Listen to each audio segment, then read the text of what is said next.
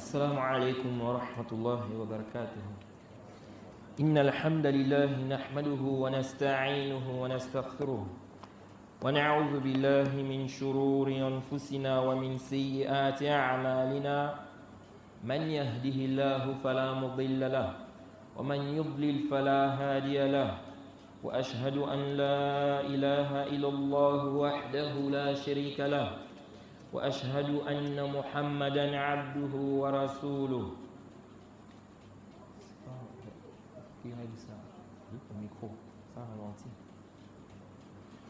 يا أيها الذين آمنوا اتقوا الله حق تقاته ولا تموتن إلا وأنتم مسلمون. يا أيها الناس اتقوا ربكم الذي خلقكم من نفس واحدة وخلق منها زوجها وبث منهما رجالا كثيرا ونساء، واتقوا الله الذي تساءلون به والأرحام إن الله كان عليكم رقيبا. يا أيها الذين آمنوا اتقوا الله وقولوا قولا سديدا يصلح لكم أعمالكم ويغفر لكم ذنوبكم، ومن يطع الله ورسوله فقد فاز فوزا عظيما. أما بعد.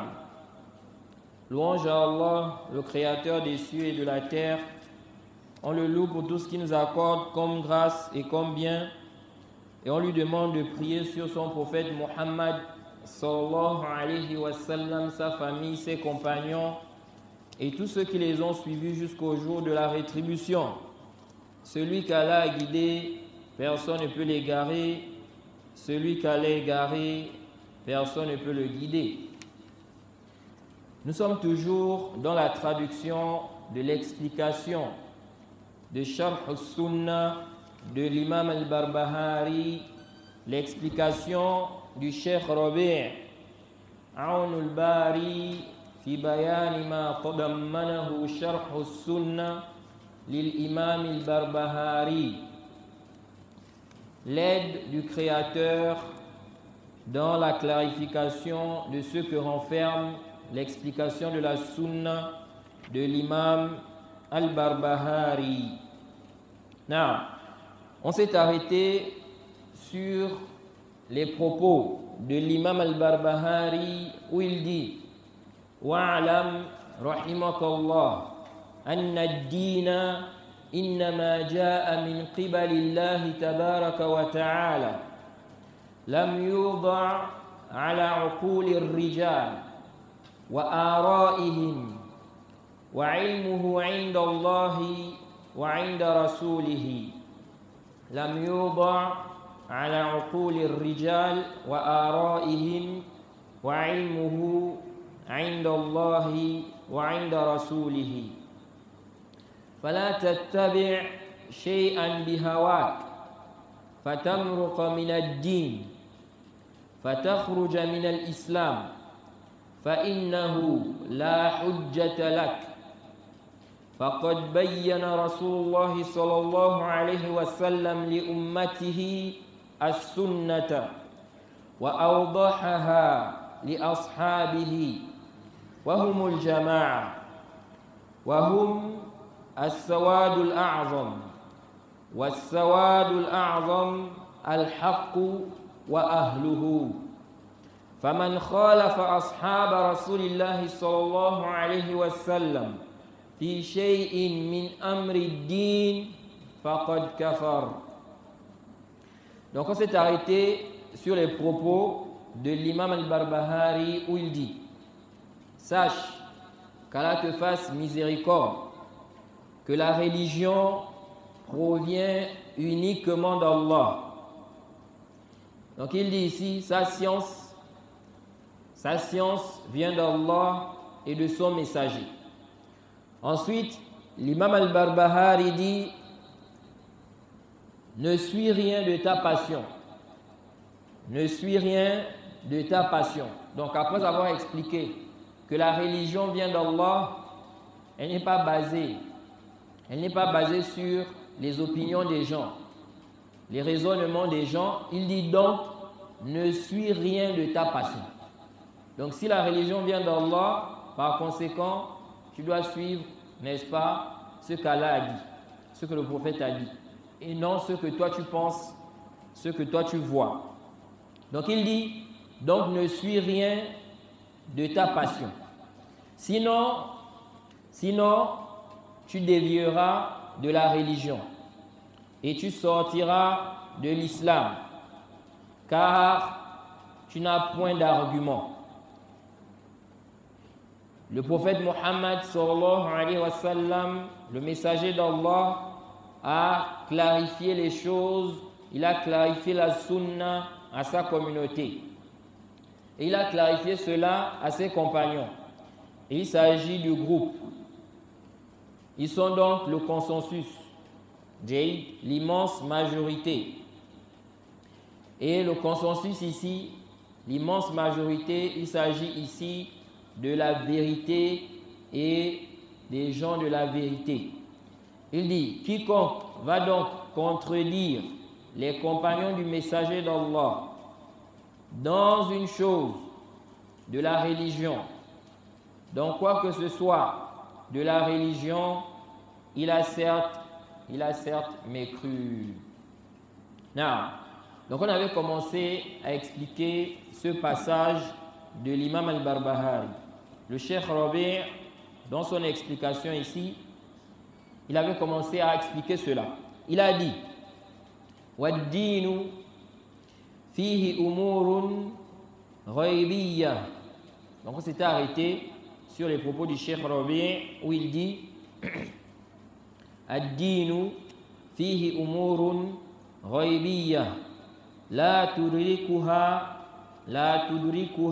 العقول فيجب الإيمان بها والتسليم بها وإن لم يدركها العقول. Donc le Cheikh Rabi' dit, dans la religion, il y a des choses de l'invisible, des choses qui rentrent dans l'invisible, ok? Il dit des choses que les raisons ne cernent pas. Donc la raison ne cerne pas cela. Il dit, il est obligatoire d'y croire. Il dit, il est obligatoire d'y croire et de s'y soumettre. Même si on ne cerne pas cela avec la raison. Ok?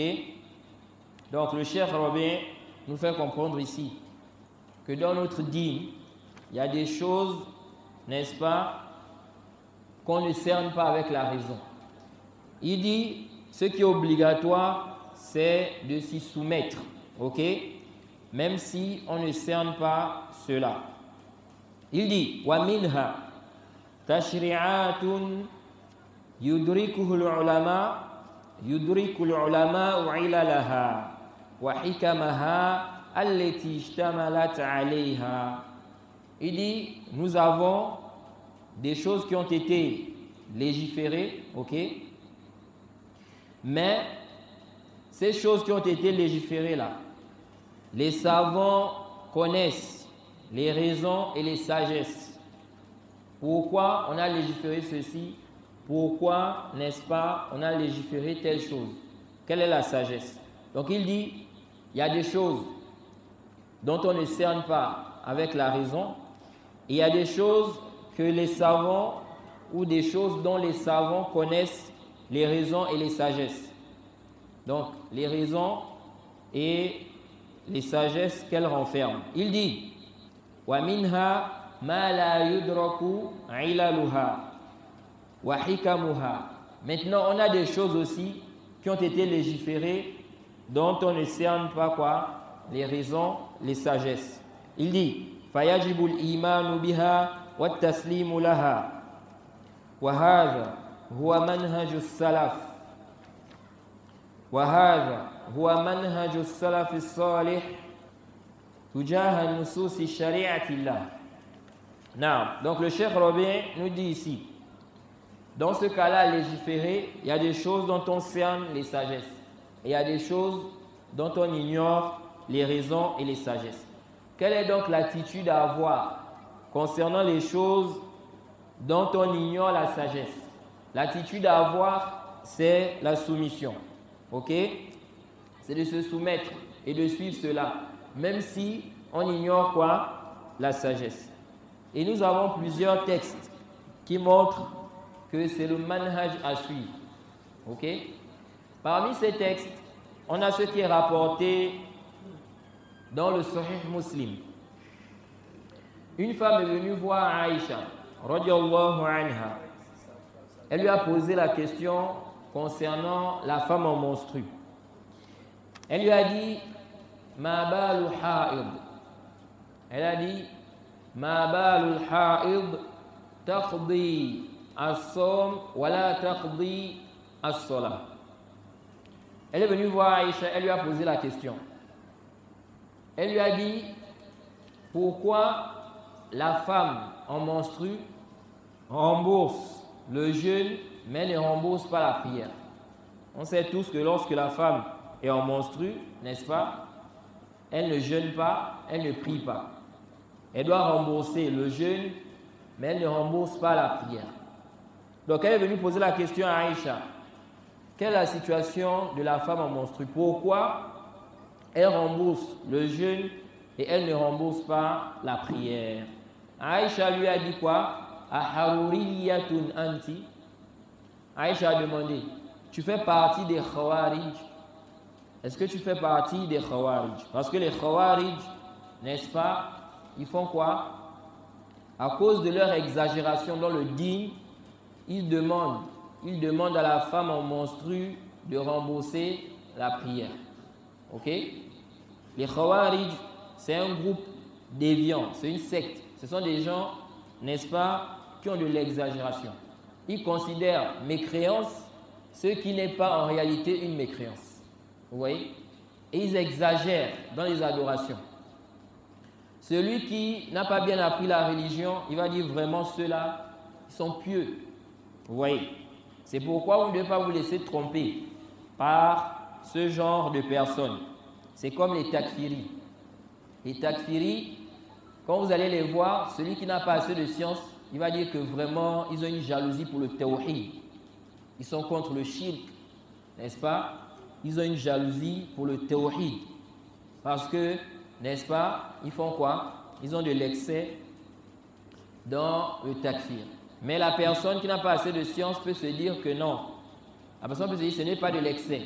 Ça montre que ceux-là, ils sont vraiment quoi? Ils sont jaloux pour le din. Donc ils vont être là, takfir, takfir, takfir. Ok? Takfir sur les gens sans droit. Donc, le serviteur ne se laisse pas tromper par ce genre de choses. Ok? De même, les Haddadiyya, c'est aussi une secte qui est dans le roulou. Ils sont dans l'exagération. Ok? Vous allez voir que dans l'islam, il y a des sectes qui sont laxistes et il y a des sectes qui sont dans l'exagération.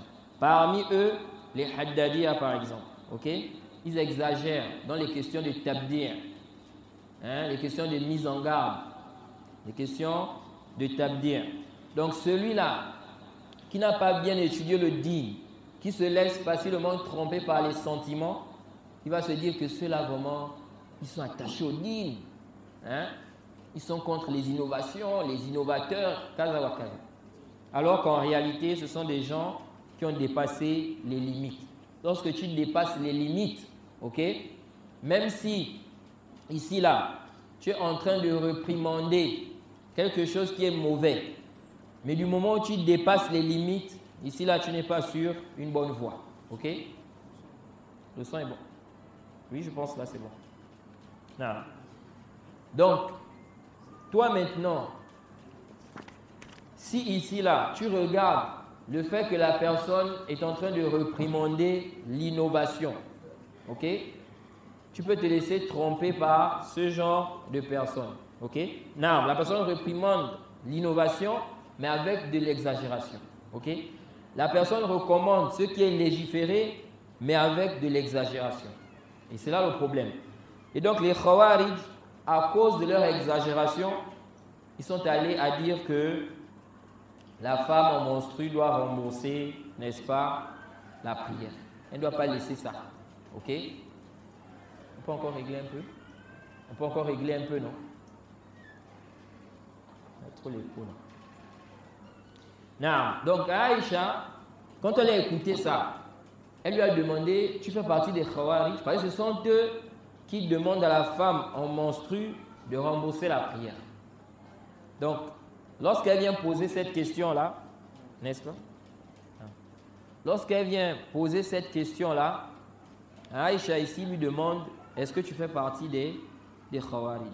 Et on retient aussi de ce athar qu'on peut, à travers certaines questions, ok, certaines paroles, on peut déjà voir, n'est-ce pas, la tendance de quelqu'un, la voix de quelqu'un. Ok, même si il est possible aussi qu'on se trompe dans cela. Non. Donc, c'est comme l'imam Malik. Quelqu'un est venu dans la mosquée. Il a posé la question. Quand on a parlé de l'élévation d'Allah, Allah est élevé au-dessus de toutes ses créatures. Quelqu'un a posé la question. Comment il s'est élevé? Alors que, n'est-ce pas, la croyance des gens de la Sunna, on ne connaît pas le comment. Et on n'interroge pas par rapport à cela. Et donc l'imam Malik, dans sa question, il a vu que celui-là, n'est-ce pas, c'est quelqu'un qui a des problèmes. Et il a dit quoi? Il a dit, je te vois comme un innovateur. Ok? C'est pourquoi celui qui répond à des questions, parfois il y a des gens qui s'étonnent de la façon dont la personne a répondu. Ok? Mais c'est parce qu'il n'a pas pris conscience, n'est-ce pas, que celui qui répond là, il a vu celui qui pose la question là, où est-ce qu'il va en venir. Ok? Il y a des questions, lorsqu'on te pose ça, tu vois déjà où la personne veut en venir. Et tu peux aussi à travers cela déterminer, n'est-ce pas, la voix de la personne. Non. Donc Aïcha ici a posé la question. Elle lui a dit, tu fais partie des Khawarij? Elle a dit, la, lastu biharuriya, walakinni as'al. Elle a dit quoi? Je ne fais pas partie des Khawarij, cependant, je pose la question.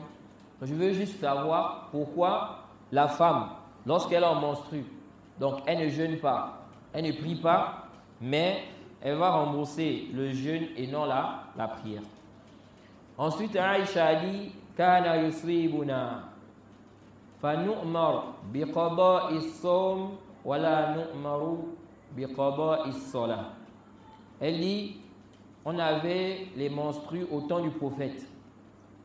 Donc les femmes, on nous ordonnait de rembourser le jeûne et on ne nous ordonnait pas de rembourser la prière. Simplement. Jay, on nous a demandé de faire ça. Donc on suit. Jay, donc Aïcha ici ne lui a pas donné une raison. Elle ne lui a pas dit non, la raison c'est ça. Elle a dit, on nous a ordonné de faire cela. On fait, on suit. Ok? Et c'est comme ça. Dans le dîn, ce n'est pas toute chose où tu vas connaître quoi? La sagesse, la raison. Et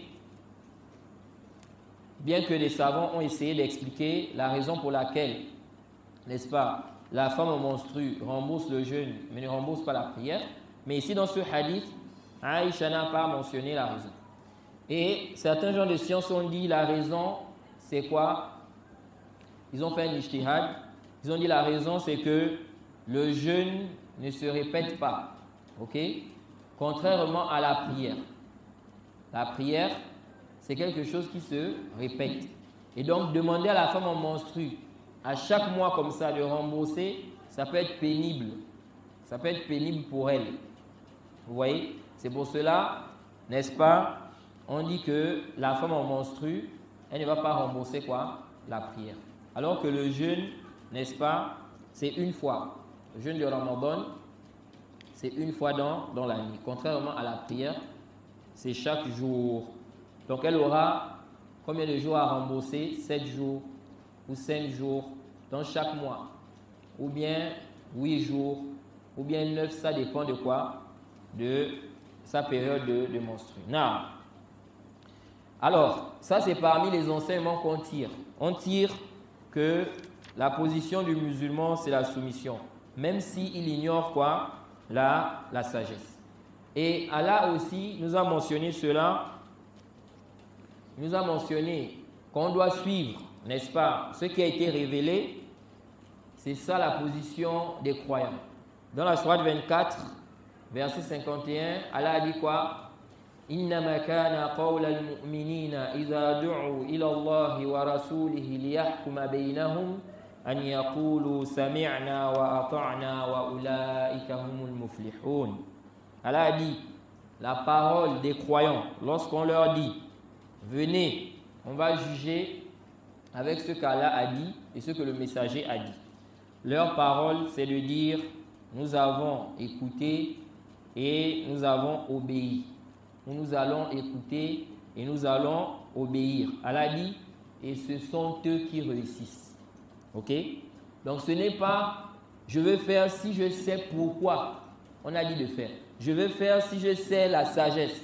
Donc si une femme aujourd'hui dit, pourquoi on doit rembourser le jeûne, on ne rembourse pas la prière. Bon, comme on ne connaît pas pourquoi, donc moi, je fais quoi? Je ne veux pas ici appliquer cela. Ok? Ici, on dit quoi? Ça, ce n'est pas la posture du croyant. De même aussi, dans l'histoire d'Al-Hudaybiyah, nous avons dans cette histoire-là, comme j'expliquais dans l'explication des 3 fondements, nous avons un enseignement, un grand enseignement dans cette histoire.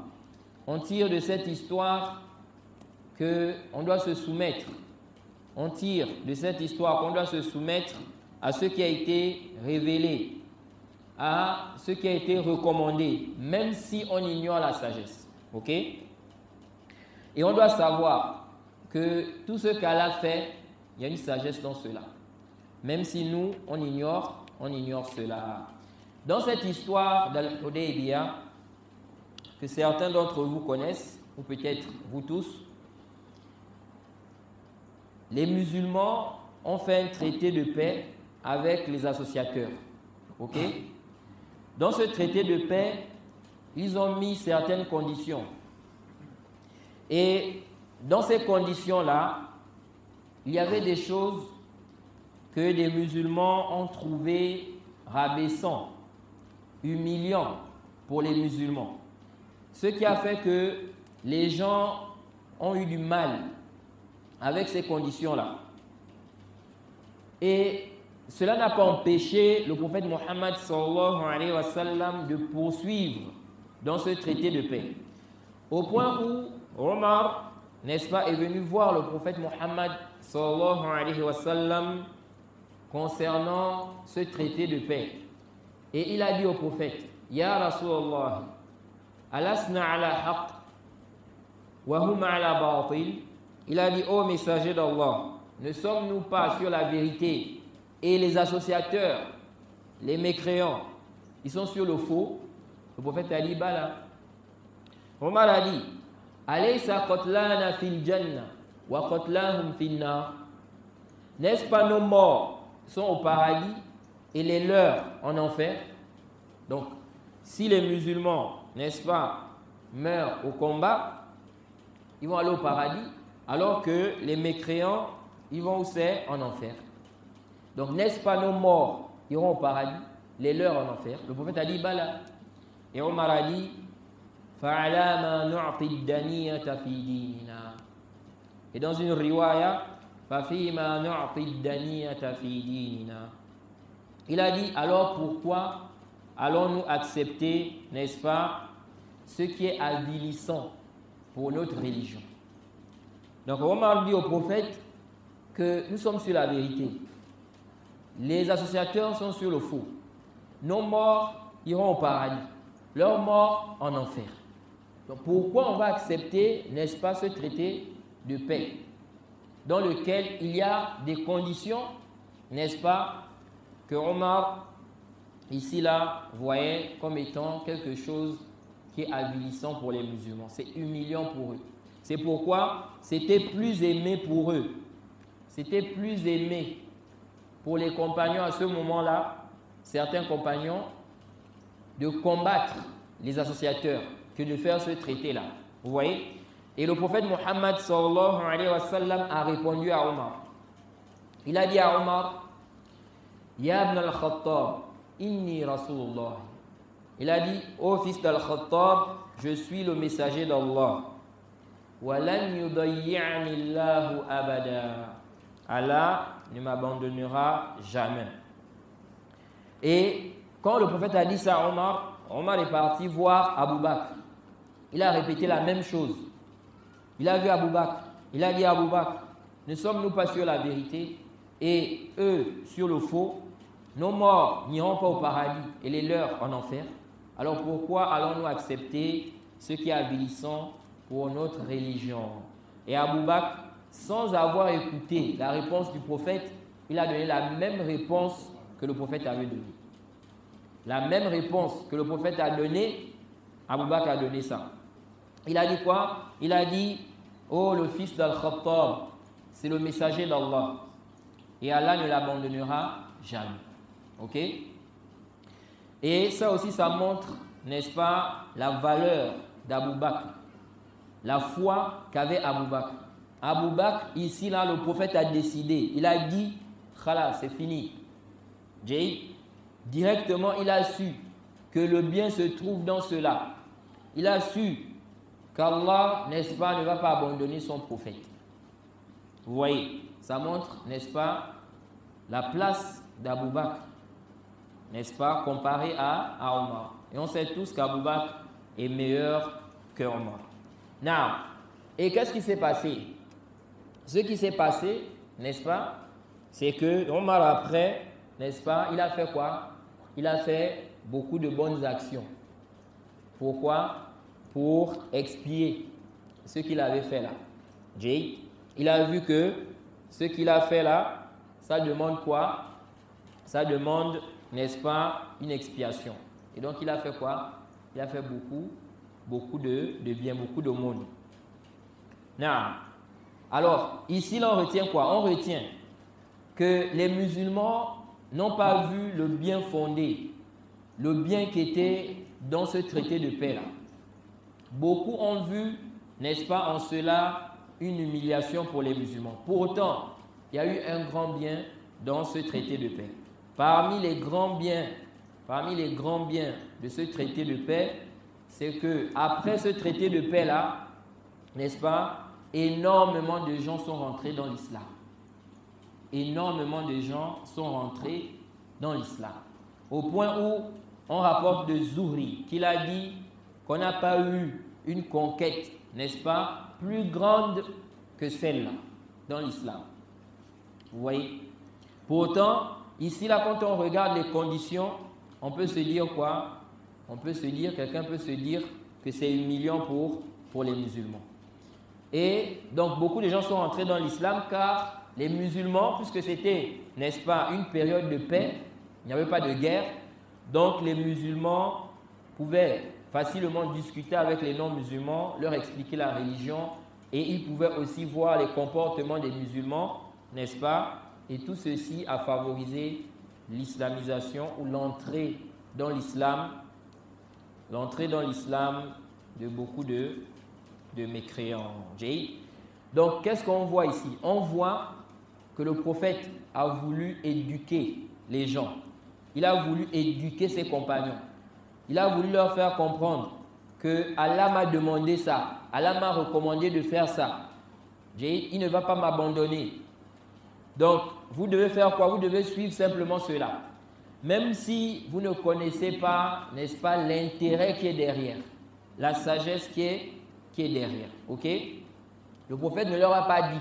Il ne leur a pas dit que à travers ce traité de paix, il y aura ceci, il y aura cela, il y aura ceci, il y aura cela. Mais il les a, n'est-ce pas, rassurés. Il leur a dit quoi? Il leur a dit qu'Allah ne m'abandonnera jamais. Non. Et tout ceci, c'est pour dire quoi? C'est pour dire que même si tu ignores la sagesse, il faut quoi? Il faut te soumettre, n'est-ce pas, à ce qu'Allah a décrété. Et Allah a dit dans le Coran, Sourate 4, verset 65, « Fala wa rabbika la yu'minuna hatta yuhakkimuka fima shajara baynahum, thumma la yajidu fi anfusihim harajan mimma qadayta wa yusallimu taslima. » Allah a dit, et par ton Seigneur, ils ne seront jamais croyants jusqu'à ce qu'ils te demandent de juger de leurs disputes. Et qu'ils n'aient, n'est-ce pas, qu'ils ne ressentent, n'est-ce pas, aucune gêne dans ce que tu auras décidé et qu'ils se soumettent complètement à ta sentence. Ok? Allah dit également dans la sourate 33 au verset 36, Ma kana li mu'minin wa la mu'minatin idha qada Allahu wa rasuluhu amran an yakuna lahum al-khiyaratu min amrihim wa man ya'si Allaha wa rasulahu faqad dalla dalalan mubina. Allah dit, il n'appartient pas aux croyants. Il n'appartient pas à un croyant ou à une croyante. Si Allah et son messager ont déjà décidé d'une chose, d'avoir encore le choix dans cela. Et quiconque désobéit à Allah et à son messager, il s'égare certes d'un égarement, n'est-ce pas, évident. Donc le cheikh dit quoi? Il dit parmi donc les choses qui ont été légiférées, il y a des choses dont on ignore la sagesse.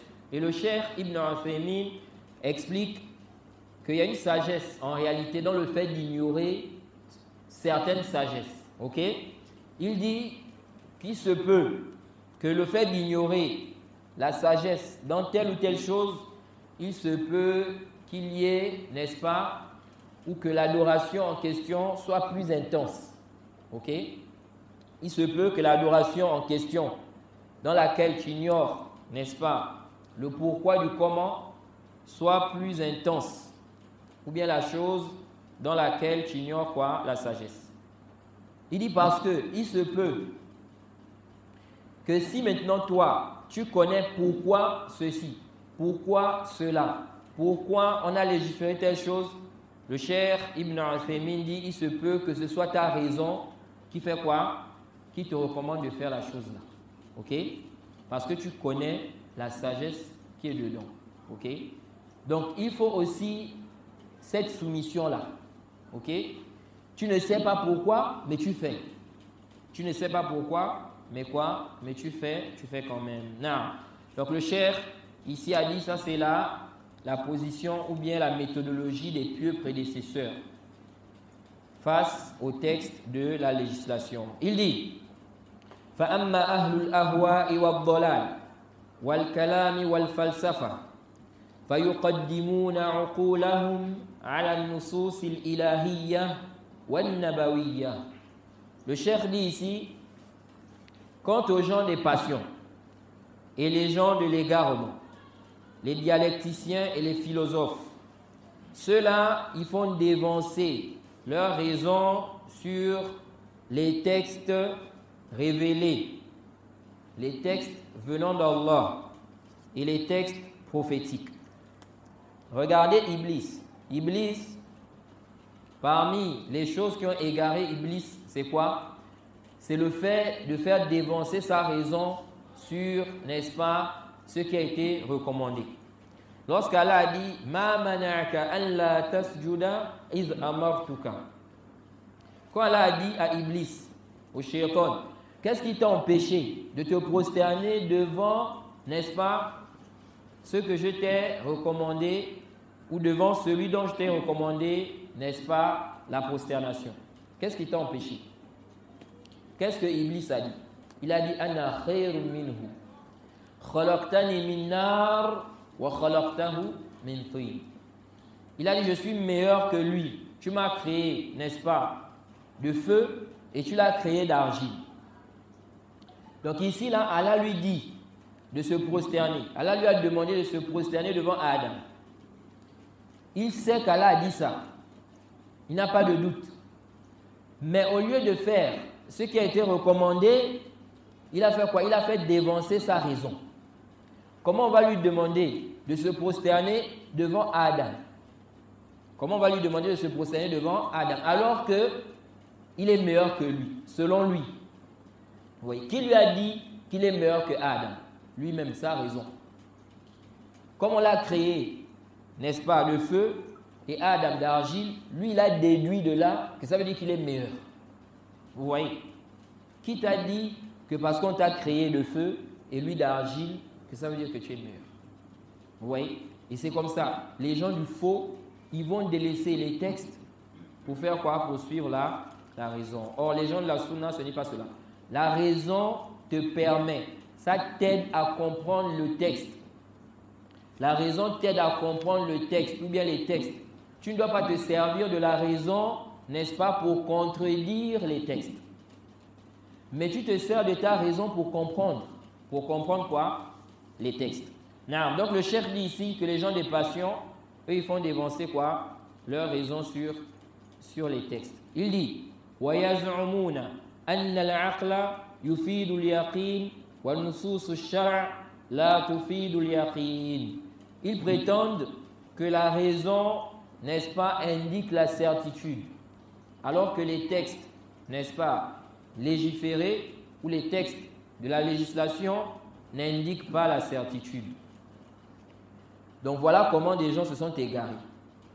Ils disent la raison là, on est sûr, on est convaincu, on est sûr.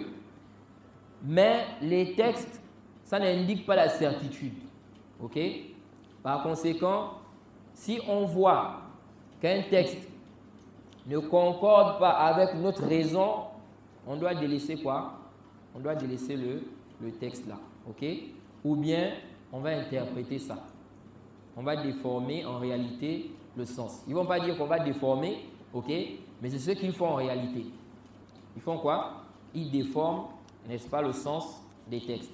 Il dit فَيُقَدَّمَ عَلَيْهَا فَيُقَدَّمُ عَلَيْهَا. Donc on fait dévancer la raison sur les textes.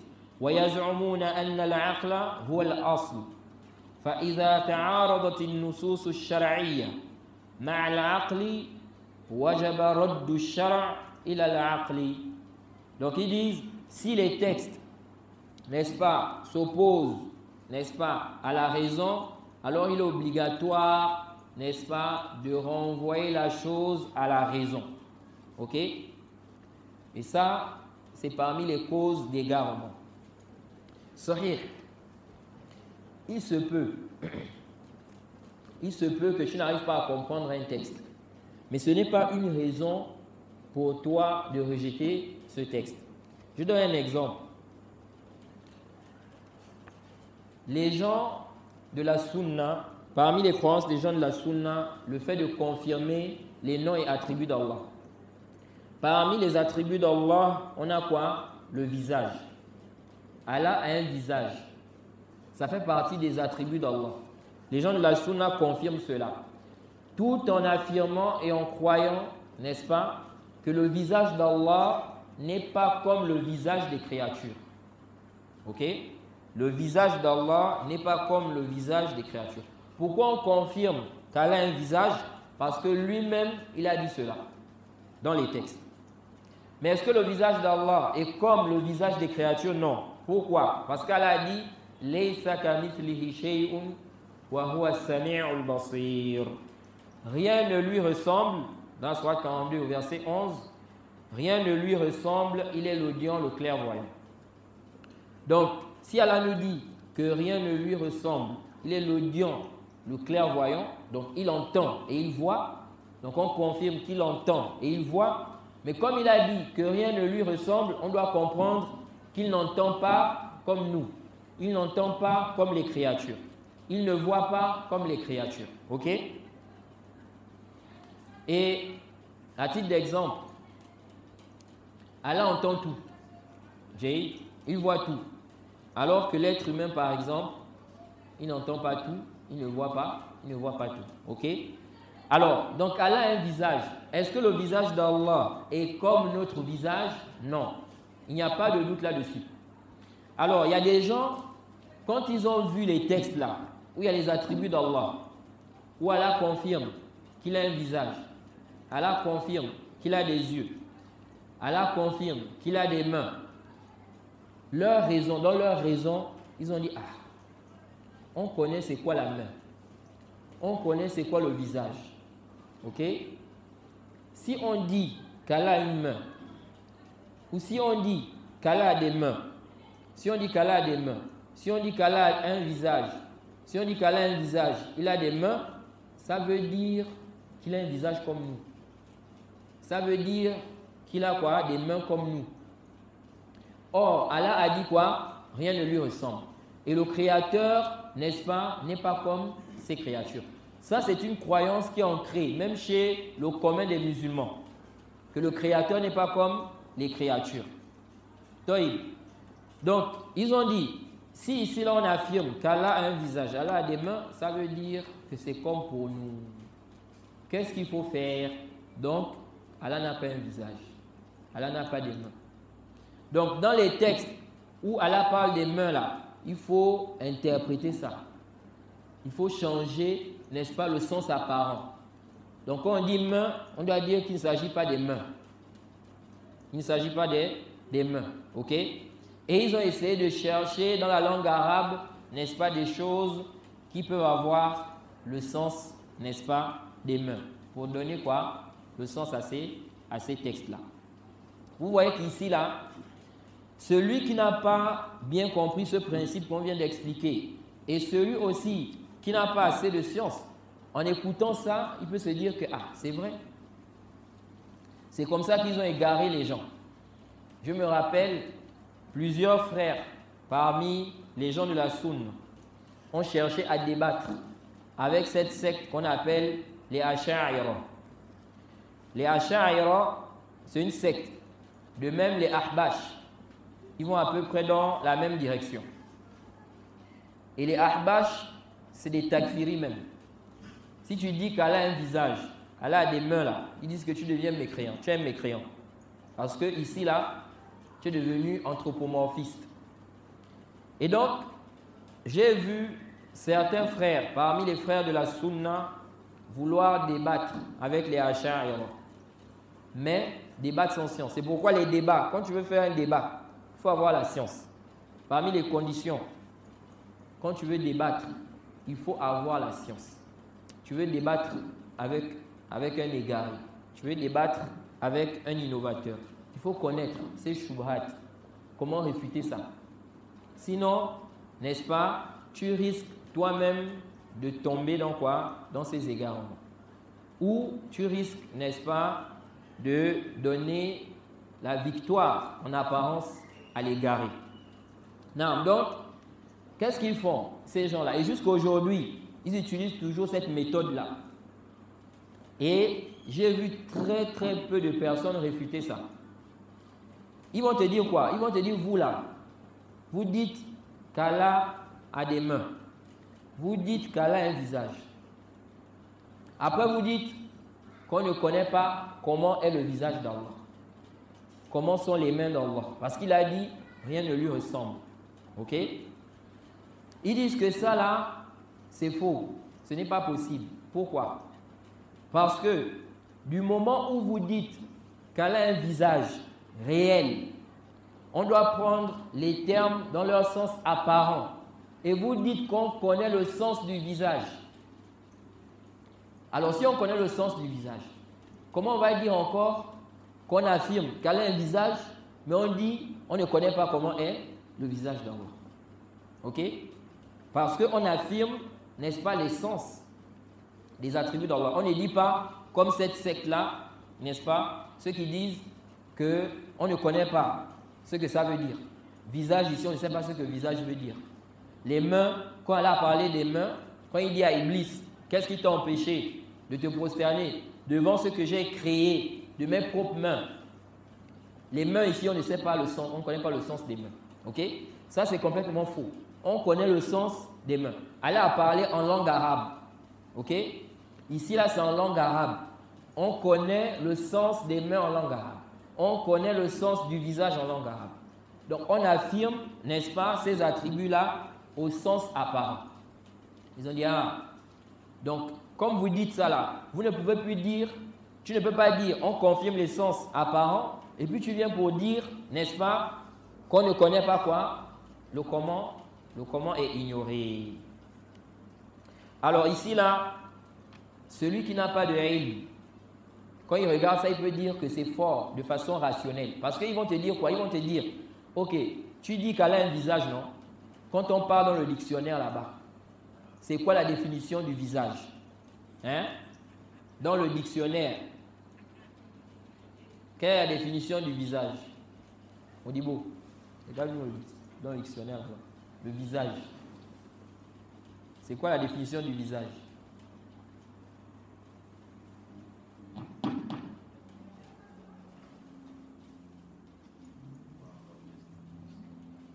Quelqu'un peut l'aider aussi?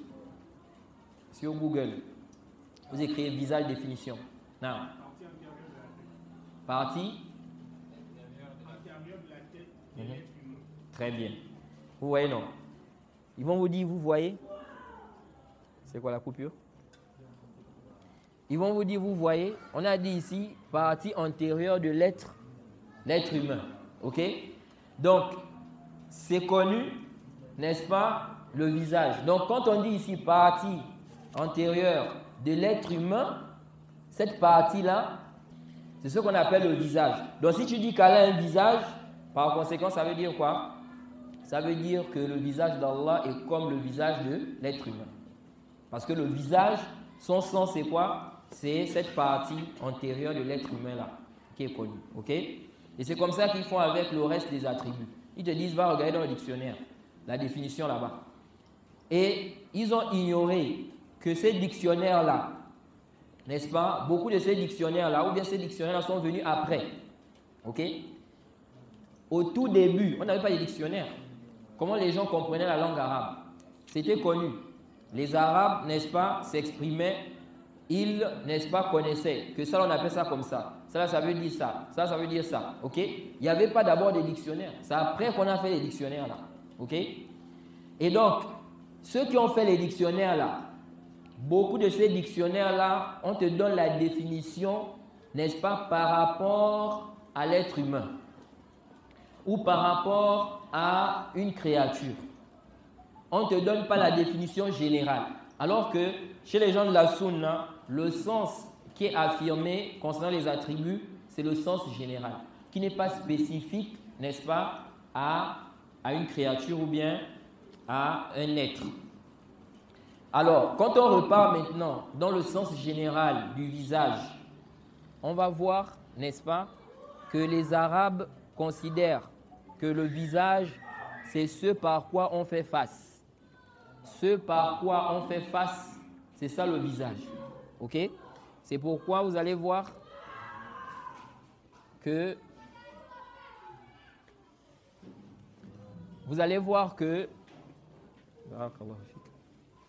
c'est pourquoi vous allez voir, n'est-ce pas, que le visage en arabe, on appelle ça quoi? Al-wajh. OK? Al-wajh. C'est ce par quoi, n'est-ce pas, on fait face. Donc, dans cette définition-là, ce par quoi on fait face, on n'a pas ici quelque chose qui est spécifique à une créature. Ce par quoi on fait face, c'est général. OK? C'est quoi? C'est général. Et donc, c'est ce sens-là qu'on confirme. Donc, on confirme le sens. OK? Et là, on peut dire clairement qu'on ne connaît pas le comment du visage. OK? Donc, ici, là, ce n'est pas la définition qui est donnée par ceux qui sont venus tardivement ou bien des définitions qui sont données par rapport à la créature. C'est ce qui a égaré beaucoup de gens. Même, n'est-ce pas, les égarés de Côte d'Ivoire, là. Comment ils s'appellent encore? La DDR. Hein? Ils se sont égarés à cause de ça. Vous voyez? À cause de ce principe-là qu'ils n'ont pas compris dans les noms et attributs. Ils interprètent les noms et attributs. Ces gens-là, vous les voyez là, ils font le da'wah. Ils appellent les noms musulmans à l'islam. Ce n'est pas mauvais d'appeler les noms musulmans à l'islam. Mais eux-mêmes, ils ont besoin d'apprendre la bonne croyance. Eux-mêmes, ils ont des problèmes dans la croyance. Et parmi leurs égarements, n'est-ce pas, c'est ce chapitre-là, le chapitre des noms et attributs. Ils interprètent, vous voyez? Donc, pour eux, en fait, leur ambiguïté, la plus grande ambiguïté des gens là, c'est quoi? C'est qu'ils pensent que si on affirme les attributs là, ça veut dire que ça ressemble aux créatures. Et comme Allah ne ressemble pas à ces créatures, donc il faut faire quoi? Il faut interpréter ça. Ça, c'est leur ambiguïté qui est là. Et ils repartent dans les dictionnaires. Vous voyez, c'est comme ça, lorsqu'ils ont fait, n'est-ce pas, leur conférence, quand ils ont parlé de la question de l'existence, est-ce qu'Allah existe? Jay, ils sont partis dans des dictionnaires prendre des définitions liées aux créatures. Pour dire que, donc vous voyez, non, c'est ce que ça veut dire exister ou existence. Donc si on dit qu'Allah existe, ça implique quoi? Ça implique cela. Vous voyez? Alors tout ceci, c'est quoi? C'est l'ignorance. Donc ici, là, nous disons que la raison, ta raison, elle est limitée. Regardez ici, là, ce raisonnement-là. Celui qui n'a pas, n'est-ce pas, assez de science, il peut voir que c'est logique. Quand il va te dire, repars dans le dictionnaire, regarde la définition du visage, des mains. Ça veut dire quoi? Par exemple, les mains, on va dire, c'est ce qui a, je ne sais pas, 5 doigts ou quoi, n'est-ce pas, de l'être humain. Si tu dis qu'Allah a des mains, donc ça veut dire ça. Vous voyez? La connexion n'est pas bonne. Farouk, où c'est? La connexion n'est pas bonne. Non. Donc, si maintenant, avec l'explication qu'on vient de donner, vous comprenez que, n'est-ce pas, la chose est claire. Entre les créatures déjà, Allah nous a montré qu'entre les créatures, on peut avoir la même appellation, mais la manière est différente. Ok? Si on prend maintenant le cas, n'est-ce pas, des animaux par exemple. Vous voyez bien que le poisson a une tête. Vous voyez bien que le chien a une tête. Vous voyez bien que le lion a une tête. Vous voyez que l'escargot a une tête. Vous voyez que le ver de terre a une tête. Ainsi de suite. On dit tête, tête, tête, tête. Mais quand vous regardez la manière, vous voyez que c'est différent. Ok? La tête d'une fourmi, par exemple, n'a rien à voir avec la tête d'un lion. Ok? La tête du poisson n'a rien à voir avec la tête de la fourmi. Pourtant, on dit tête. Donc, on appelle ça tête, mais c'est différent. Vous voyez? Donc, pensez que si on dit les mains d'Allah, et on sait aussi que les créatures ont des mains, donc comme on dit main, main, ça veut dire que c'est pareil, ça c'est faux. Vous voyez? Donc, avec ta raison, tu peux te dire que si on dit main, main c'est pareil. Selon ta raison. Mais tu n'as pas vu cet aspect-là, que ça n'implique pas cela. Jade, tu n'as pas vu cet aspect-là. C'est pour dire quoi? C'est pour dire que la raison, tu peux parfois voir une chose à travers ta raison. À travers ta raison, tu vois quelque chose, mais en réalité, ce n'est pas quoi? Ce n'est pas vrai. C'est pour cela, tu ne dois pas faire confiance à ta raison. Ok? Tu dois plutôt suivre les textes. On a ordonné de faire cela, on suit. Comme on a vu avec Aïcha ici, elle a dit quoi? Qu'on avait des menstrues au temps du prophète, on nous a ordonné de rembourser, n'est-ce pas, le jeûne. On ne rembourse pas la prière, khalas. Jay. Du moment où on sait que c'est prouvé, c'est authentique, khalas, c'est fini. Jay. Naam. Ensuite, le cheikh Rabi a dit ici, il dit donc, ces gens-là disent quoi? Ils disent que si les textes s'opposent à la raison selon eux, parce qu'en réalité, le cheikh l'Islam a expliqué que les textes authentiques, ce qui est authentique là, ça ne s'oppose pas à la raison saine. Il n'y a aucun texte qui est authentique, ok, qui s'oppose à la raison saine. Naam, toi tu peux voir que ça s'oppose à la raison, selon toi, Jade, et d'autres personnes vont voir que ça ne s'oppose pas à la raison. Mais un texte qui s'oppose, un texte authentique qui s'oppose à la raison saine, ça là, ça n'existe pas. C'est pourquoi, n'est-ce pas, le cheikh l'Islam a un livre, un très bon livre, où il a réfuté ceux qui expliquent que la raison contredit parfois les textes. Vous voyez? Dans son livre Dar'u Ta'arud, ok? Dans ce livre-là, il a réfuté ceux qui disent quoi? Que la raison contredit les textes. La raison saine ne contredit pas les textes. Naam.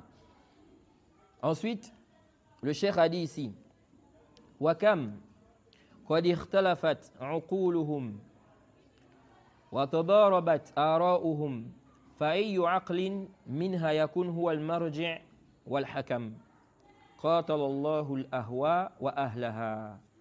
Le cheikh Rabi dit, et combien de fois, n'est-ce pas, combien de fois leurs raisons divergent. Donc les gens de l'égarement, ils sont là en train de dire la raison, ça contredit la raison, ça contredit la raison. Quand tu viens maintenant, tu vas voir que leurs raisons même divergent. Celui-là, il dit comme ça. L'autre dit le contraire de ça. Vous voyez? Il dit ici, il dit combien de fois leurs raisons divergent et leurs opinions s'opposent. Ok? Il dit, quelle est donc la raison qui sera la référence et le juge? Donc quand vous dites que ça contredit la raison de qui? C'est la raison de qui qu'on va prendre comme juge. Parce que ce que toi tu estimes comme étant, n'est-ce pas, en opposition avec la raison, quelqu'un d'autre peut dire non. Ça ne contredit pas la raison. Lui, il voit que ça il n'y a aucun problème, il n'y a aucun ishkal dans ça. Vous voyez? Donc quand tu dis ça contredit la raison de qui? C'est pourquoi le Cheikh Rabi dit ici, la raison de qui? On va prendre la raison de qui comme quoi? Comme juge ici. Il dit qu'Allah, n'est-ce pas, fasse périr les passions et leurs adeptes. Il dit wal haqqu anna shara huwa al huda. Il dit la vérité, c'est que la législation, n'est-ce pas, c'est quoi? C'est la guidée. C'est là où se trouve la guidée. Il dit wa fihi nur. Et il y a dans la législation quoi? La lumière. Il y a, n'est-ce pas, de la lumière. Il dit wa nususahu al-Qur'aniyya tufidul yaqin. Il dit et les textes coraniques, n'est-ce pas, indiquent la certitude. OK? Ça indique quoi? La certitude. Wa kaza al-ahadith al-mutawatira wal ahadith allati talaqatha al-ummatu bil qabul tufidul ilm al-yaqini عند أهل الحديث وكثير من علماء الفرق وهو الواقع. Le cheikh dit ici que de même les ahadiths notoires et les ahadiths, n'est-ce pas, qui ont été acceptés par la communauté de façon unanime. Donc la communauté, les gens sont unanimes, n'est-ce pas, les gens du hadith sont unanimes que ce hadith est authentique. Il dit ça indique quoi? La science certaine chez les gens du hadith et beaucoup parmi, n'est-ce pas, les savants des sectes. Et c'est ce qui est quoi? La réalité. Il dit, c'est la zane? Ah.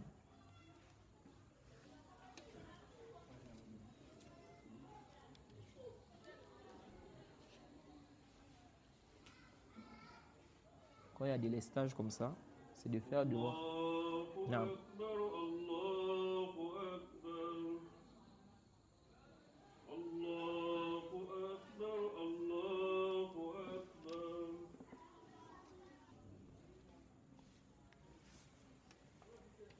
Naam. Ensuite, le cheikh nous dit ici wa ma'qulatu ahli al-ahwa'i la taqulu illa ila al-jahli wal-hayrati wad-dalali. Le cheikh dit ici que le raisonnement des gens des passions ne conduit qu'à l'ignorance et à la confusion et à l'égarement. Ensuite, il dit ensuite wa qawluhu fala tattabi' shay'an bihawak فتمرق من الدين فتخرج من الإسلام فإنه لا حجة لك. Il dit ici, quand l'imam al-Barbahari a dit ne suis rien de ta passion, sinon, n'est-ce pas, tu vas dévier de la religion. Sinon, tu dévieras de la religion et tu sortiras de l'islam car tu n'as pas d'argument. Le cheikh dit ici ittiba'ul hawa qad yuaddi ila al-kufri. Le cheikh dit le fait de suivre la passion là, ça peut conduire à la mécréance. OK? Combien de gens se sont égarés à cause de suivre la passion? Et à cause de suivre la passion, n'est-ce pas, ils sont tombés dans, n'est-ce pas, des kufriyat, de la mécréance. Alors qu'en réalité, il nous est demandé de ne pas suivre la passion. Allah a dit à son messager ثُمَّ جَعَلْنَاكَ عَلَى شَرِيعَةٍ مِنَ الْأَمْرِ فَاتَّبِعْهَا وَلَا تَتَّبِعْ أَهْوَاءَ الَّذِينَ لَا يَعْلَمُونَ. Allah dit puis nous t'avons, n'est-ce pas, mis sur la voie de l'ordre, la voie droite. Suis donc cette voie et ne suis pas les passions de ceux qui ne savent pas. Vous voyez? Le sunni, le salafi, l'homme de la sunna, le musulman même, Jade, il doit rester ferme sur la vérité. Il doit suivre la vérité. Il ne doit pas suivre les passions de ceux qui ne connaissent pas. Il y a des gens, à cause de leur ignorance, n'est-ce pas, ils font quoi? Ils vont donner des sentences dans le dîn. OK? Ils vont donner des sentences, des jugements. Le croyant ne doit pas suivre cela. Lui, il doit suivre ce qui est révélé, ce qui est prouvé, ce qui est authentique. Jade, Et Allah a dit à son messager, ne suis pas les passions de ceux qui ne savent pas. Et il a dit quoi? Il a dit, car ils ne te seront d'aucune utilité devant Allah. De même aussi, Allah a, n'est-ce pas, mis en garde son prophète Daoud concernant le fait de suivre, n'est-ce pas, la passion. Il a dit dans la sourate 38, au verset 26, Ya Daoud, inna ja'alnaka khalifatan fil ardi, fahkum bayna an-nasi bil haqq, wa la tattabi'il hawa, fayudillaka an sabilillah. Allah dit, n'est-ce pas, à son prophète, ô Daoud, nous avons fait de toi, n'est-ce pas, une khalifa sur terre. Juge donc entre les gens avec équité, avec la vérité. Et ne suis pas la passion. Et ne suis pas la passion.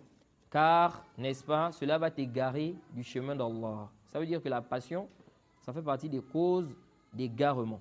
Ok? De même aussi, Allah nous a mentionné l'histoire de celui qui avait la connaissance, la science. Mais il s'est égaré à cause de suivre la dunya, à cause de suivre la passion. Jade, Allah a dit Watlu alayhim naba alladhi ataynahu ayatina fansalakha minha fa'atba'ahu ash-shaytan fakana min al-ghawin walau shi'na la rafa'nahu biha walakinnahu akhlada ila al-ardi wattaba'a hawahu. Vous voyez, dans la sourate 7, je crois sur le verset 175 à 176 ou 176 à 177. Allah a dit quoi là-bas? Allah a dit, et raconte-leur l'histoire de celui à qui nous avons, et raconte-leur l'histoire de celui à qui nous avions donné nos signes. Jade, Allah dit quoi? Et raconte-leur l'histoire de celui à qui nous avions donné nos signes. On lui a donné, n'est-ce pas, la science, l'épreuve, le ilm. Il s'en est écarté. Vous voyez? Il s'en est écarté. Donc, on lui a donné le ilm. Qu'est-ce qu'il a fait? Il s'est écarté. Au lieu de mettre cela en application. Vous voyez? Il s'en est écarté. فَانْسَلَخَ مِنْهَا فَأَتْبَعَهُ الشَّيْطَانُ. Le shaitan l'a donc suivi. Et il fit donc, n'est-ce pas? Il devint donc du nombre des égarés. Jade. Et Allah dit, si nous avions voulu, nous l'aurions certes élevé à travers ces mêmes enseignements. Ok? Ça montre que la science, c'est parmi les causes d'élévation. Allah élève, n'est-ce pas, les gens à travers la science. Now. Donc Allah dit, si nous avions voulu, nous l'aurions élevé à travers ces mêmes enseignements. Mais qu'est-ce qu'il a fait? Il a plutôt suivi la dunya. Et il a suivi sa passion. Vous voyez? Il a suivi la dunya, il a suivi sa passion. Et cela a été la cause de son égarement. Non. Donc, on doit prendre garde quant au fait de suivre les passions. Nous devons suivre la législation. Allah a dit, le prophète a dit, khalas, on suit. Ok? Et non suivre quoi? Nos passions. Donc, le cheikh Rabi dit ici que le suivi des passions peut conduire parfois, n'est-ce pas, à la mécréance. Il dit, إذا كان معاندا ومستحلا لمخالفة النصوص الشرع. Il dit ici, le suivi des passions peut conduire à la mécréance. Si celui-là, n'est-ce pas, il s'entête, ok, et il rend licite ce qui s'oppose, n'est-ce pas, à la législation. Ok? À ce moment-là, n'est-ce pas, il tombe dans quoi? Dans la mécréance. Il dit, وَقَدْ يُؤَدِّي إِلَى الضَّلَالِ. Et ça peut conduire à l'égarement. إِذَا كَانَ يَحْتَرِمُ نُصُوصَ الشَّرْعِ. Si ici, là, il respecte les textes de la législation. وَيَقَعُ فِي الْمُخَالَفَاتِ وَهُوَ غَيْرُ مُسْتَحِلٍ. Et il tombe dans des choses qui s'opposent à la législation, mais il n'a pas rendu ça halal. Ok? Ce n'est pas tout celui qui suit sa passion qui devient mécréant. Quelqu'un qui fait le zina, il sait que le zina est haram. Ok? Aujourd'hui, là, qui va dire qu'il ignore que le zina, c'est quoi? C'est haram. Les gens savent ça. Donc, même s'il peut y avoir des cas où quelqu'un peut ignorer ça. Ok? Ça peut arriver dans des circonstances, dans des milieux. Mais on sait que de manière générale, les gens savent, les musulmans savent que le zina est quoi? C'est interdit. Bon, maintenant quelqu'un, il fait le zina. Ici, il est en train de suivre sa passion. Il est en train de suivre sa passion. Il sait que c'est haram, ce n'est pas permis. Mais il suit quoi? Sa shahwa, il suit ici sa passion, le hawa. Mais cependant, il n'est pas mécréant. Il n'est pas mécréant. Tant qu'il croit que c'est haram. Ok? Mais s'il croit, n'est-ce pas, que c'est halal, il devient mécréant. Naam. Il dit ici, lakinnahu li ghalabatil hawa wa shahwa. Il dit ici que si ici là, la personne respecte les textes de la législation, mais elle tombe dans ce qui s'oppose, n'est-ce pas, à la législation, mais n'a pas rendu ça halal. Ok? Donc la chose dans laquelle elle est tombée là. Il dit, mais à cause de quoi? À cause de la dominance, ok, de la passion et de quoi? De ses désirs. Il dit, la hujjata li hadha wa dhak fi mukhalafati shara. Il n'y a aucun argument, que ce soit pour celui dont la passion conduit à la mécréance, ou bien celui dont la passion conduit à un péché, ou bien à un égarement. Tous les deux sont en erreur, ok? Et tous les deux n'ont pas d'argument dans le fait de suivre quoi? La passion. Et Allah a dit, fa in lam yastajibu lak fa'lam annama yattabi'una ahwa'ahum. S'ils ne t'obéissent pas, sache qu'ils suivent leur passion. Sache qu'ils suivent quoi? Leur passion. Il dit, qawluhu faqad bayyana Rasulullah sallallahu alayhi wa sallam li ummatihi as-sunnata wa awdahaha li ashabihi. Donc quand l'imam al-Barbahari a dit ici, c'est pourquoi dans la parole de l'imam al-Barbahari, quand il dit ici, fala tattabi' shay'an bihawak fatamruqa min ad-din fatakhruja min al-islam fa innahu la hujjata lak. Quand il dit ici là que ne suis rien de ta passion, sinon tu vas dévier de la religion et tu vas sortir de l'islam. Est-ce que tout celui qui suit sa passion, il sort de l'islam? Non. Et l'imam al-Barbahari sait cela. Il ne vise pas ici, quand il dit tu vas sortir de l'islam, ça veut dire que tout celui qui suit sa passion, il fait quoi? Il sort de l'islam. Là. Donc il dit ici, وَهَذَا تَعْلِيلُ لِقَوْلِهِ فَإِنَّهُ لَا حُجَّةَ لَكَ. Donc il dit, quand il a dit, le prophète a clarifié la sunna à sa communauté. Il a clarifié cela à ses compagnons. Il dit, c'est ici la raison de sa parole. Lorsqu'il a dit, فَإِنَّهُ لَا حُجَّةَ لَكَ. Tu n'as pas d'argument. Tu n'as aucun argument. Dans le fait de quoi? De contredire la législation en suivant ta passion. Donc, le Cheikh Rabi dit, cette parole-là, quand il dit, tu n'as pas d'argument, ok? Pourquoi il a dit ça? Il a dit ça parce qu'il a dit que le prophète a clarifié la sunna à sa communauté. Il a clarifié cela à ses compagnons. Donc, s'il a clarifié cela, toi, la seule chose que tu dois faire, c'est quoi? C'est suivre, ok? Et non contredire cela. Il dit ici, il dit, Faya waylun man zaharat lahu al-hujjatu wa khalafaha muttabi'an li hawahu. Il dit, malheur, et quel malheur pour celui-là, n'est-ce pas, dont la preuve est apparue, mais il contredit cela pour suivre sa passion. Ensuite, il a cité, n'est-ce pas, le verset où Allah a dit, et qui est plus égaré que celui-là qui suit sa passion sans une guidée venant d'Allah. De même aussi, il a cité, n'est-ce pas, le verset qu'on avait cité là, le verset qu'on a cité où Allah, n'est-ce pas, dit au prophète Daoud de ne pas suivre la passion. Il dit, وَلَا تَتَّبِعِ الْهَوَى فَيُضِلَّكَ عَنْ سَبِيلِ اللَّهِ. Il dit donc, Allah a dit, et ne suis pas la passion, car cela va t'égarer du chemin d'Allah. Certes, n'est-ce pas, ceux qui s'égarent du sentier d'Allah auront un dur châtiment pour avoir oublié le jour des comptes. On va s'arrêter là pour aujourd'hui. Vous laissez le temps aux frères qui ont des questions, des préoccupations, de les poser.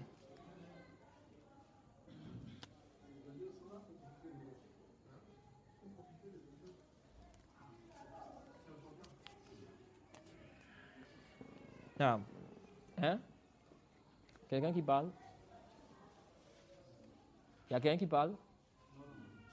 Non.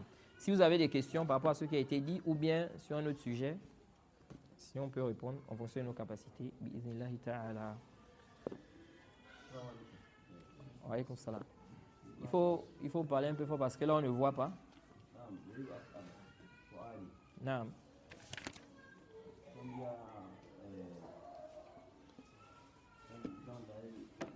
Comme il y a dans le sunna, on dit exemple qu'il va faire, masalan, exemple, si quelqu'un, son frère, il peut demander son frère doigt.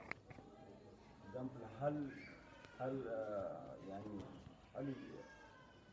est-ce que quelqu'un peut, comme souvent là, Demander à son frère de lui faire un doigt. oui, le doigt comme, maintenant, vous êtes en train de causer, il te dit aidez-moi avec le doigt, tu lui dis wa anta kaman. Wa anta ish? Wa anta kaman shahidin. Taïb. Maintenant, est-ce que tu peux dire à un Tidjani ou à une Soufia ou à il y a les autres, on est proche avec, souvent même dans ces familles, il y a des Tidjani, exemple comme ça. Est-ce que tu peux dire comme ça? Non. Cette question, ça revient à une question de base.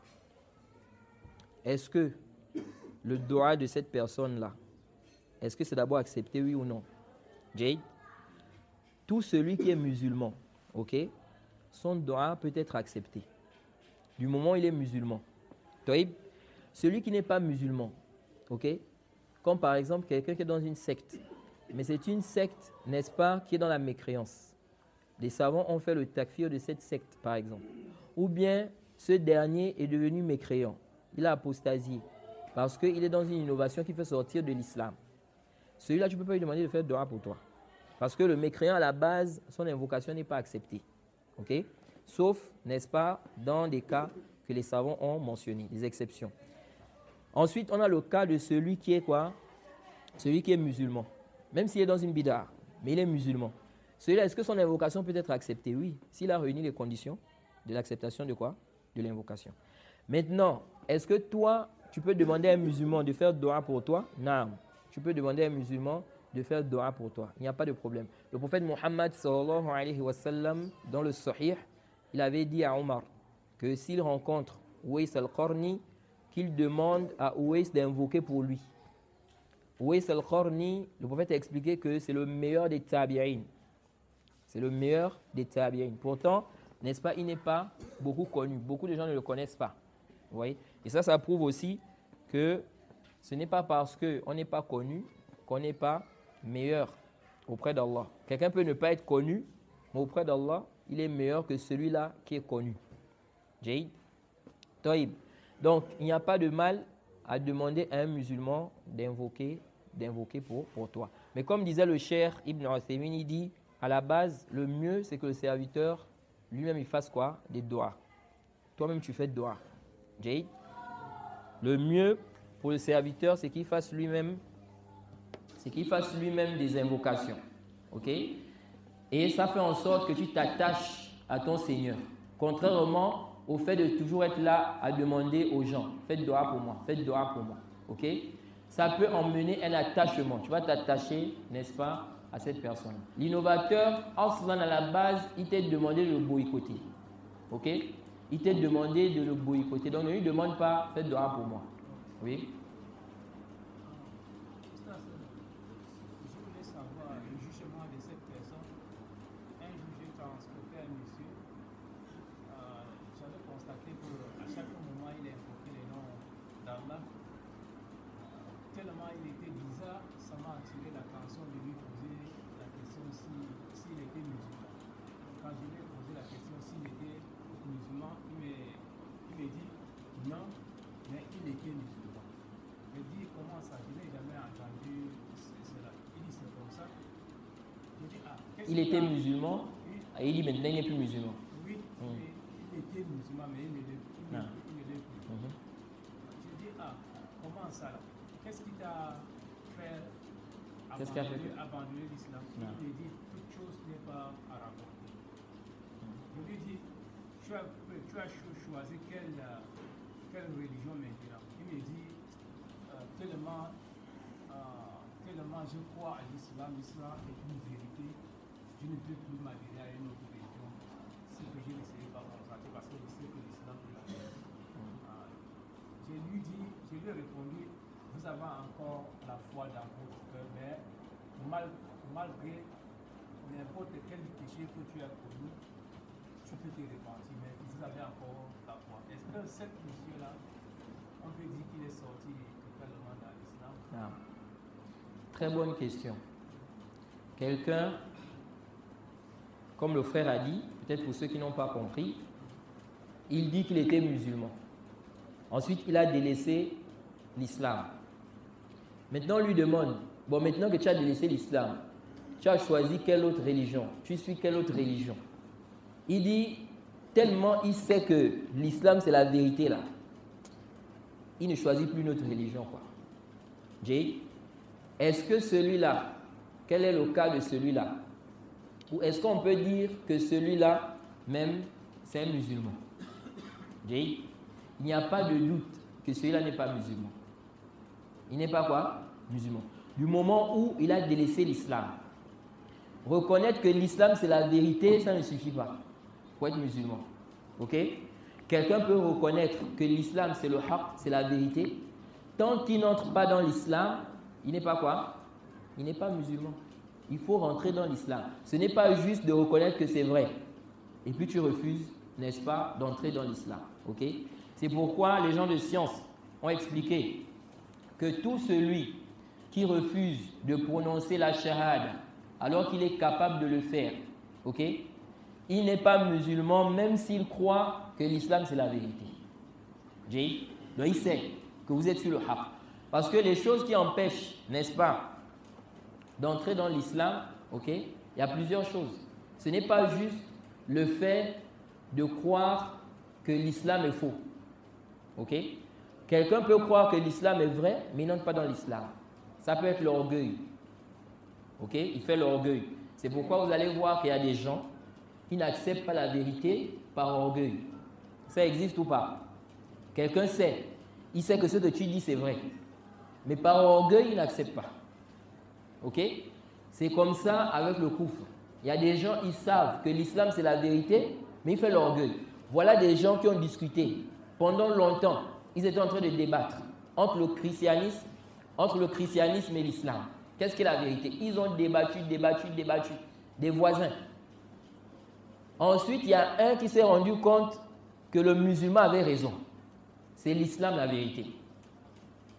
Maintenant, au lieu d'entrer dans l'islam, il refuse. Par orgueil. Parce qu'il se dit que si je rentre, il va dire car voilà, tu as vu non? Finalement, tu m'as rejoint, tu as vu que j'avais raison. Donc, il ne veut pas que l'autre ici ressente ça. Donc, à cause de ça, il fait quoi? Il reste dans sa religion. Celui-là n'est pas musulman. Même si au fond de lui, il sait que l'islam, c'est quoi? C'est la vérité. Ok? L'oncle du prophète Abu Talib, il savait que l'islam, c'était la vérité. Mais il n'est pas rentré dans l'islam. Il y a des gens qui peuvent délaisser, n'est-ce pas, d'entrer dans l'islam à cause de l'orgueil, comme on a dit. Il y a d'autres qui vont délaisser à cause de la honte. La honte. Donc il a honte. À cause de la honte, il préfère rester dans quoi? Dans sa religion. Et d'autres aussi, pourquoi? Parce qu'ils n'acceptent pas une sentence de l'islam. Ok? Il dit l'islam c'est vrai, le prophète, il est véridique. Mais la sentence là, moi je ne peux pas accepter ça. Ok? Celui-là, même s'il dit que l'islam c'est vrai, même s'il dit que l'islam c'est la vérité, du moment où il n'accepte pas cette sentence-là, il n'est pas quoi? Il n'est pas musulman. Ce dernier qui dit que, n'est-ce pas, il croit que l'islam c'est la vérité, à cause de ça, il ne peut pas donc aller dans une autre religion, mais entre-temps, n'est-ce pas, il a délaissé l'islam, lui là il n'est pas quoi? Il n'est pas musulman, sans aucun doute. Naam. Alaykoum salam. Quelles sont? Non. S'il faut parler de ça, je pense qu'on aura besoin d'un peu plus de temps. Mais en résumé, on peut dire quoi? Première condition, il faut être musulman. Ok?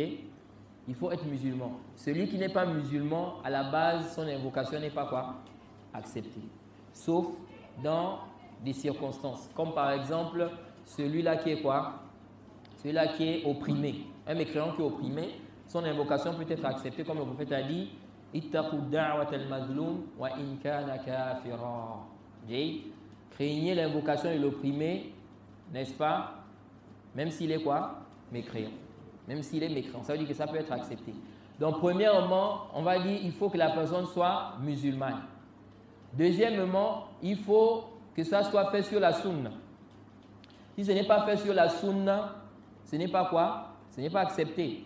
Donc, quelqu'un fait des invocations innovées. Comme ceux-là qui font des adhkars innovés. On dit que ce n'est pas accepté. Car le prophète a dit Man ahdatha fi amrina hadha ma laysa minhu fahuwa rad. Ok?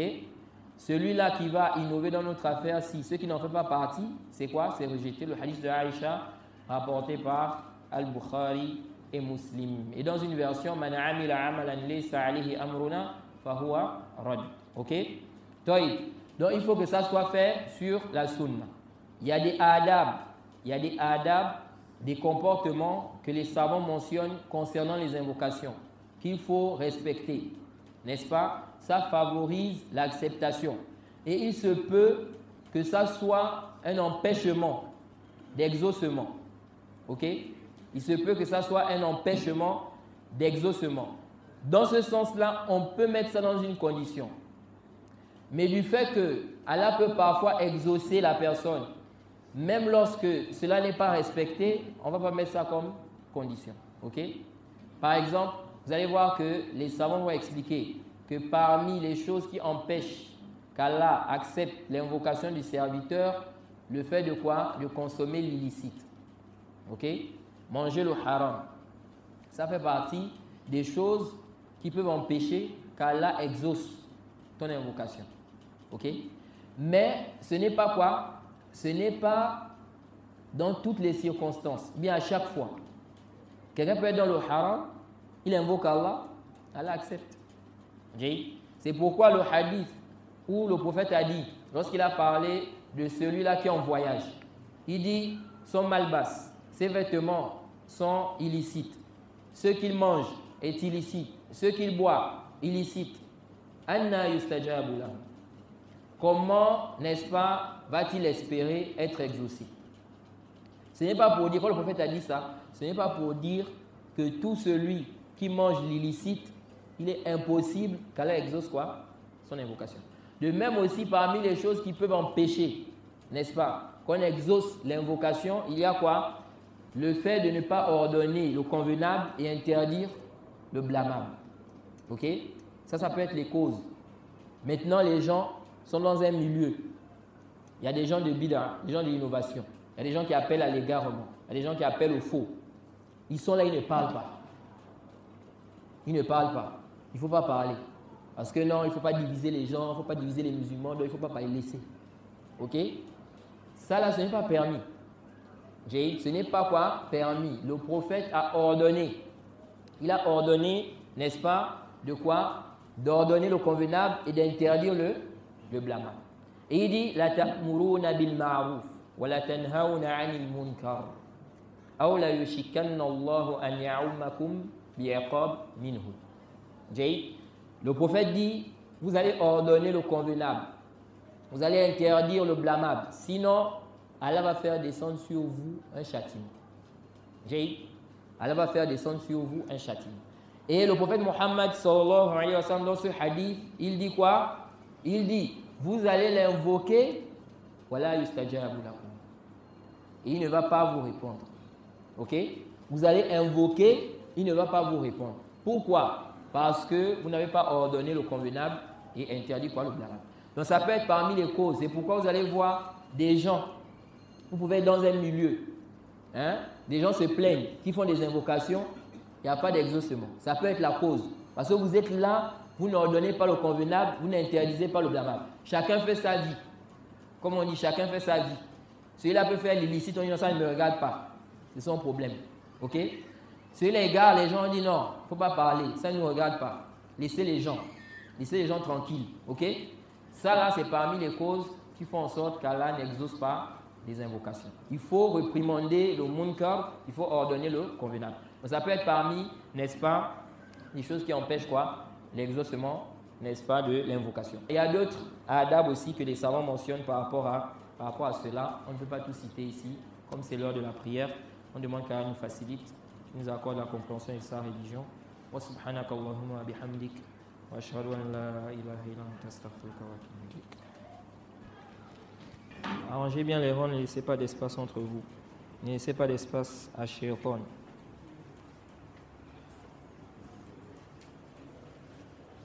Allahu Akbar.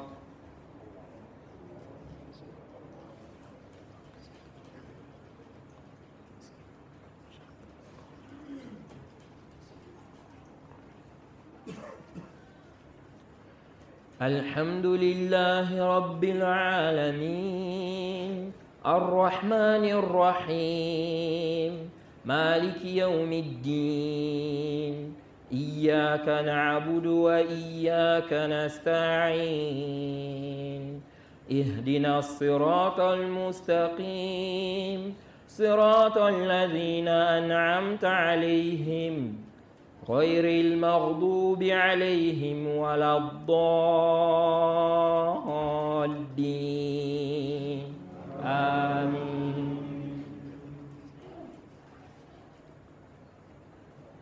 فإذا جاءت الطامة الكبرى يوم يتذكر الإنسان ما سعى وبرزت الجحيم لمن يرى فأما من طغى وآثر الحياة الدنيا فإن الجحيم هي المأوى وأما من خاف مقام ربه ونهى النفس عن الهوى فإن الجنة هي المأوى يسألونك عن الساعة أيان مرساها فيما أنت من ذكراها إلى ربك منتهاها إنما أنت منذر من يخشاها كأنهم يوم يرونها لم يلبثوا إلا عشية أو ضحاها. الله أكبر.